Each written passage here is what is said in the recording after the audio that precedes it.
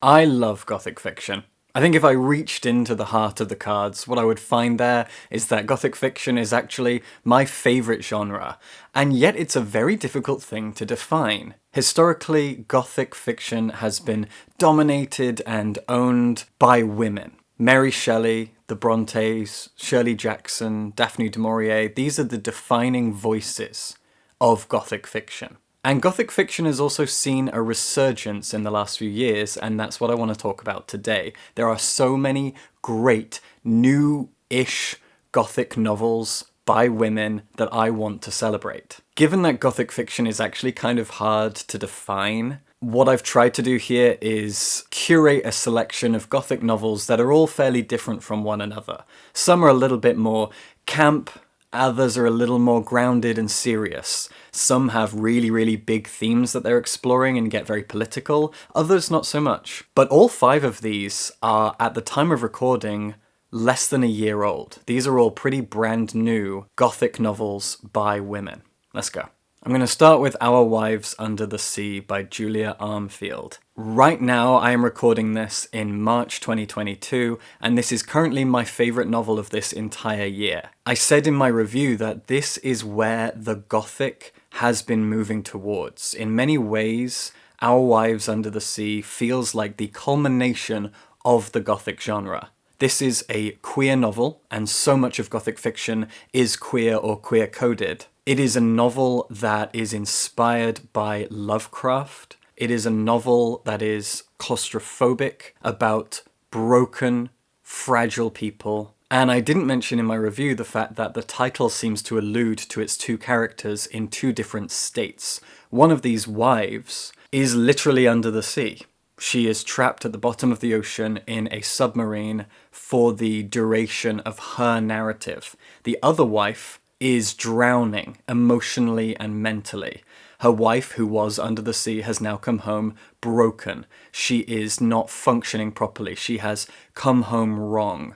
And she is now drowning under the weight of responsibility. This is a romantic story. It flits back and forth between the current dreadful state of these 2 women and their previous state when they were a happy young couple, when they had just met, when they were getting to know each other, when they got married. And it's amazing, this dance of romantic and Gothic. And again, the Gothic genre has always had close ties with romance and romanticism, but in a far more doomed way. And again, that is very prevalent here. This is true Gothic. This is a modern story, a lesbian romance, a doomed relationship, a terrifying piece of Lovecraftian horror. It does so much with so little. It's a pretty short novel, and you've got 2 narratives in here, and you've also got multiple times. As I said, you're jumping back and forth between the past, the recent past, and the present. And that is jumped across through 2 different narratives, 2 different perspectives. But something that makes the Gothic genre unique is its broken characters, broken protagonists. I love damaged people. I love reading about people who are not wholly good or far, far from wholly good. And again, I reference the books of Mary Shelley and the Brontes. These writers capture broken, horrible people so magnificently.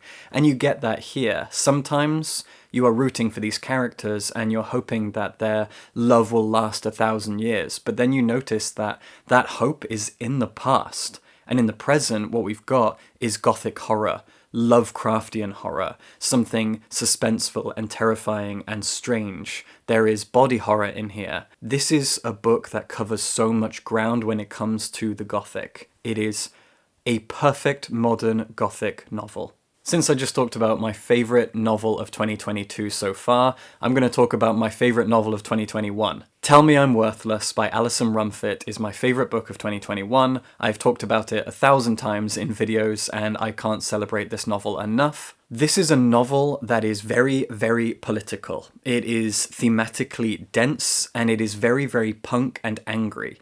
It is a Gothic horror haunted house novel. It's never particularly scary, depending on how you define scary and how you define horror. but it is scary in, again, a political and social sense. It tells the story of two women. One is a trans woman who is currently being haunted by ghosts, and the other is a woman who used to be her friend, but is now a toxic, angry transphobe. The two women once spent a night in a haunted house together with a third friend who we learn about more later on. And now, after whatever happened in this haunted house, the two are very, very different broken people. One of them, as I said, is haunted, literally. And the other is full of malice and rage and bigotry. Alison Rumford has created a book that is a metaphor for the state of Britain and the way that Britain treats transgender people. I love this book. Alison Rumford is a fierce and important writer, and I can't celebrate this book enough. I really think that she is one of the loudest, darkest, punkest, angriest, most vital voices in British literature right now. And just like Our Wives Under the Sea, this is a true piece of Gothic fiction. It's a haunted house novel. And I love haunted house novels. We don't have enough of them. But it's also one that is incredibly modern and political and relevant to today. It is a very, very angry novel. And it's amazing how much it explores anger from different angles and perspectives. It doesn't just feel angry. It isn't just a book that is angry from the trans community's perspective, looking at the state of Britain socially and politically. It's also looking at anger inwards. Anger towards trans people, anger that we express towards one another across the political spectrum. There is a lot of anger in this, and it's felt and it's looked at. It's examined and it's embodied. Anger is kind of the defining feature of this book. That alone makes it very Gothic. And obviously our characters, again, are broken and damaged and wrong in many ways, but they've been turned broken, damaged and wrong by Britain, effectively. This book spoke to me, it spoke for me, and I cannot thank it enough. Alison Rumford is a treasure. Okay, so that was really dark. That was me feeling a lot. Let's go for something that is Gothic in a very, very different way, and this is a book that I haven't talked about yet anywhere, I don't think. The Leviathan. I got this in hardback. It's very, very pretty. As you can see, it's a brand new book at the time of recording. And this is by Rosie Andrews. This is another British novel. I think all these books are British. Kind of. You'll see. This is Gothic in a very camp and fun way. At least from my perspective. That's how I see it. As I said, Gothic literature can be very, very political, and it can very much not be. It can be fun and camp and silly. If you look at Frankenstein, my favourite novel ever, that's a book that is intensely thematic, intensely political, and yet Frankenstein is also a very, very camp and silly and over-the-top, exaggerated piece of fiction. And that's kind of what is embodied here in The Leviathan. This is a wonderfully schlocky novel. It feels at times like an old 80s horror film full of practical effects, like a John Carpenter film. But it certainly doesn't start that way. The Leviathan tells the story of a young man who has just come home to his farm in the countryside. He's in his early 20s, and he's been fighting in the English Civil War. He's come home, and his sister, who's only about 16 years old, is furious because she believes that their elderly, fragile father is being manipulated and blackmailed, maybe, by their new housemaid, I think she is. Apparently she's been sleeping with their dad and wants something from him and is twisting him and whispering things to him, doing horrible things, and the sister is paranoid and angry. That's how the book begins. But then we also flip to the future, where our protagonist now is an old man. He's married, and he's living in, I think, the same house. Certainly still a house in the country, a big house. And he goes up to the attic of his house. And in the attic is some sort of monster, some twisted, gnarled, evil, again, Lovecraftian beast. And he's feeding it. It's been asleep for decades, and now it's awake. The fact that it's been asleep for decades means that the first storyline, where he's a young man, has to lead eventually to him coming into possession of a strange monster that ends up falling asleep. That's immediately what your mind jumps to. And then what? He's the guardian of this thing? And now he's an elderly man and this thing has woken up? It's really Lovecraftian. I mean, not really in its themes, but in its imagery, its aesthetics, its tone. And so you know there is some monstrous, beastly element going on here. The blurb mentions a shipwreck. Something. Some kind of shipwreck ties all this together. And you also learn early on, maybe even in the first chapter, that their father was a sailor. He was a soldier at sea. And so there must be some connection between maybe what he saw at sea and this current maid and this monster in the future. It's wild, and you're getting all of this so quickly. I read the first 100 pages of this in like an hour. I absolutely chewed through it. It is schlocky, it is campy, it is exaggerated, it is so much fun. And there is a twist at the midpoint that changes the entire focus of the novel, changes the tone, the attitude, everything. There is just a sudden twist, just like in an old campy horror film. There is this twist where everything goes insane, batshit bonkers. I love this book. It is a tremendous amount of fun. I said at the beginning that Gothic fiction can take many forms and can kind of tie into lots of different genres, and this is an example of that. Again, this is a brand new Gothic novel that I just got finished reading, The Key in the Lock by Beth Underdown. This is her second novel. I haven't read her first yet. And it's a wonderful piece of Gothic murder mystery fiction. At times, it feels very Shirley Jackson. At other times it feels kind of Agatha Christie. That's the beauty of the Gothic. What makes it Gothic is that it's all set in one big house. But it is very much a murder mystery. And just like the Leviathan, it also flits between the past and the present. A lot of Gothic fiction seems to do that. In the past, in the late 19th century, our protagonist was a young girl and the daughter of a doctor. One day the doctor has to go to the big house in the village where there's been a fire, and the child of the owner died in that fire. You've got 3 generations of men. The old master of the house, who's a terrible, horrible man, his son, who's the current master of the house, and then his son, who has now died. The fire was lit by someone, or for some reason, or it was an accident. It spread, not too far, it didn't destroy the house, but it spread through the house a little bit, and the son was trapped in not his bedroom, someone else's bedroom, and he was found dead under the bed. Then we flipped to the, not present day, but the protagonist's older self. She's now in her maybe late 40s, around 50, and it's the end of World War I, and her son has died. But it's strange. Whenever families get a letter, it usually says the cause of death, but hers doesn't. It doesn't say why her son died. And so she assumes he must have done something embarrassing. He must have done something bad, maybe. Perhaps it was cowardice. And as we know, if you read something like Private Peaceful by Michael Morpurgo, which I taught when I was a teacher like 5 times, and I really liked that book, people who developed trauma while they were at war often ran away, and if they were caught, they were killed by a firing squad. And so you kind of wonder, or at least I did, maybe that's what happened to him. But why was it omitted from the record? So she wants to investigate that. And all the while, she is still tortured and tormented by what happened in that fire.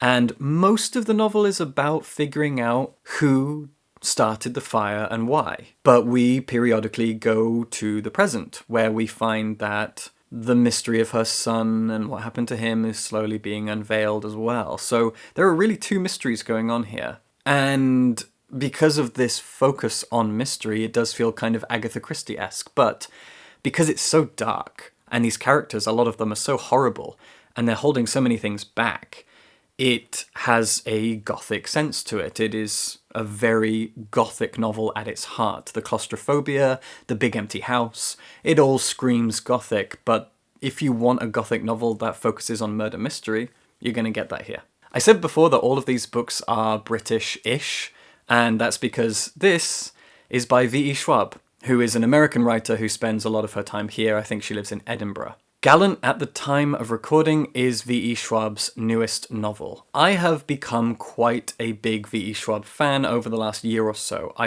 really, really enjoyed Addie LaRue. I thought that was a great novel, a really, really satisfying novel, and I'm looking forward to rereading it at some point. I then went back and read her first ever novel, The Near Witch, for Halloween, and I really enjoyed that. It was a lovely piece of YA fiction. And I haven't yet read her other novels, and she's got so many.